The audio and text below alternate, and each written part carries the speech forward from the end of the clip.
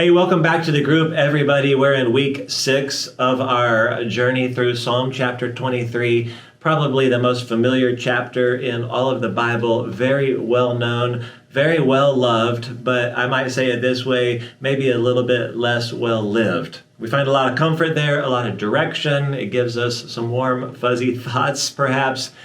But the challenge of Psalm 23 is that it demands a decision be made from the opening words. You're very familiar with them. The Lord is my shepherd. And each week we've been turning that phrase into a question so that it reads this way: is the Lord my shepherd? And until you answer that question, there's really no need to go much further into Psalm 23, because everything follows from that and is based on that relationship. So what can you count on from God, and what does he and will he do for you, how he provides? And the entire job description of this shepherd is contained in this phrase, that the shepherd manages the life of the sheep. Now, in week number 1, we began with the shepherd. But if you've been paying attention, every week since then, we've talked about and have been discovering the different places that the shepherd leads us. So we went to the pasture and the waters, we went down the right paths, we went through the valley, and last week we sat at the table. And now, today, this week, the very last verse, we're going to arrive at the house.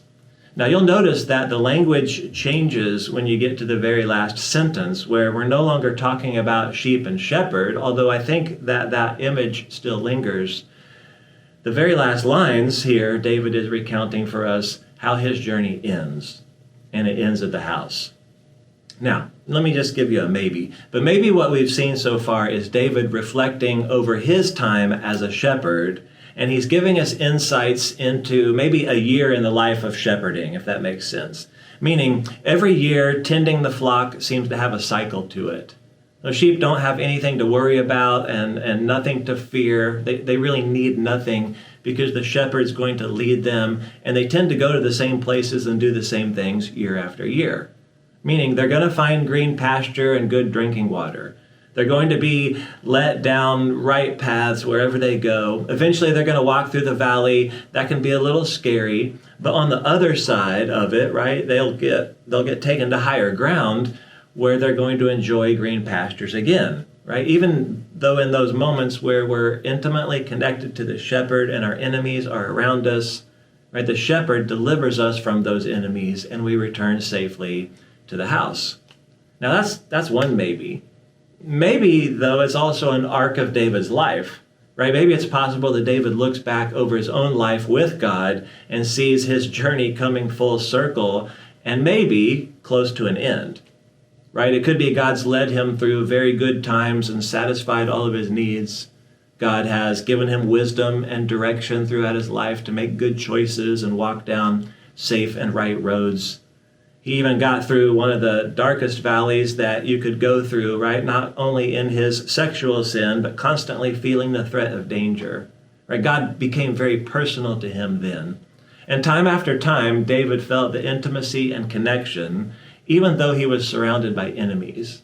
So it's possible maybe he's even coming to the end of his own life and he can see it fast approaching, and he knows that God's presence that has been with him all along will continue to be with him moving from this life to the next.